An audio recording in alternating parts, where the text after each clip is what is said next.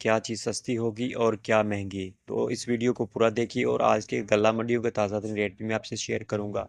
तो अभी तक अगर आप लोगों ने मेरा चैनल सब्सक्राइब नहीं किया तो चैनल सब्सक्राइब कर लीजिए। आपको रोजाना की जानकारी इस चैनल पर मिलती रहेगी। तो सबसे पहले बात करें, गंदम की मार्केट आने वाले दिनों में मुसलसल बेहतरी की तरफ जाएगी। हुकूमत पंजाब इस हफ्ते अजराई रेट निकाल सकती है जो कि 3400 प्लस इंशाल्लाह हो सकता है। गंदम का अजरा तकरीबन 15 नवंबर के बाद शुरू होने के इम्कान है। आने वाले दिनों में काश्त के लिए बीज की डिमांड और लोकल डिमांड में अच्छी तेजी होगी। रेट मुसलसल अब बेहतर हो रहा है। सिंध हुकूमत का अजराई रेट 4000 रुपए से लेकर 4100 फी मन तक मुतवक्के है।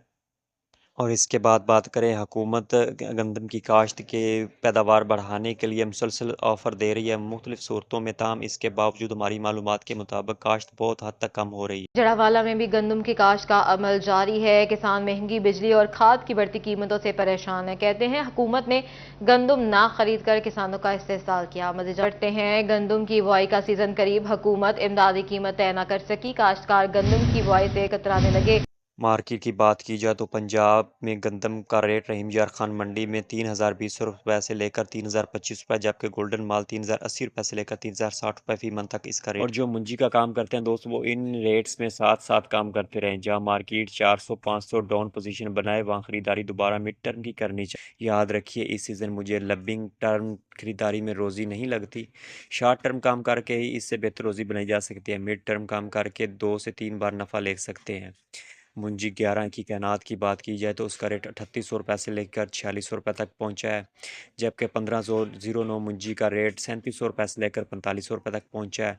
जबकि मुंजी 1847 की बात की जाए तो उसका रेट 3400 रुपये से लेकर 3800 रुपये तक पहुंचा है।